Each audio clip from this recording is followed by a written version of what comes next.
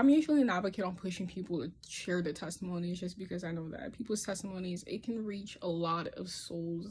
And just the fact that you're actually telling people how God pulled you out on from a place of darkness and placed you on solid ground, it's amazing. Now I know I can't be preaching that to other people when I myself don't do the same. So I believe that pain and suffering can also form testimonies, and I believe that God can form beautiful things out of ashes no matter what it is. And even though God takes people away, it's not to purposefully see us suffer, but we should understand that God allows things. He's good in everything he does, and even though we may not understand it now or understand in the present moment, just know that his thoughts are higher than our thoughts and his ways always higher than our ways. My father passed not too long ago, and we always think that these things happen to other people until it happens to you. Of course, it was a tragic experience, and I know that it's bringing a new season into my life, but I've also learned something from it too. When things are being taken away from you, it's not only being taken away, but you're also gaining something from it too. Let me just first start by saying this. There's no such thing as rest in peace for those who die without Christ. Once you're dead, then comes the judgment. There's no repentance after that. There is no, oh God, please give me another chance.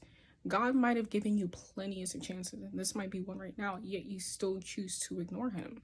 There is no such thing as I'm praying for them or they're looking down on me. Once you're dead, you're dead. There's literally a border between the spiritual world and the physical world.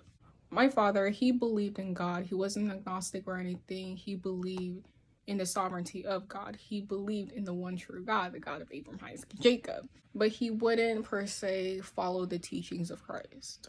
If you don't have Jesus, you don't have God. And if you don't have God, you don't have Jesus. You can't proclaim the love of God but completely disregard the teachings of Christ. And if you're someone to be proclaiming the name of Christ and you're still living in lust and disobedience and fornication, etc., etc., that makes sense to you? You're over here telling people how much you love Jesus, but you're doing the things that he hates. Okay, let me just set this straight, right?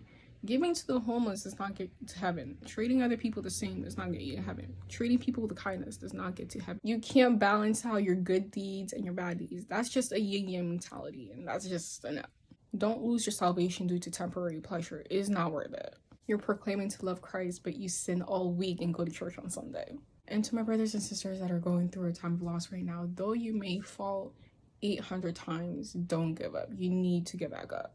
Trust in him in everything. And I'm telling you, it's such a good feeling when you leave everything at the altar. Trust that he will make good out of the sufferings that you're going through, whether it's being resilient to certain things, building character development, etc., etc., increasing in knowledge, increasing in wisdom, whatever it is. Just be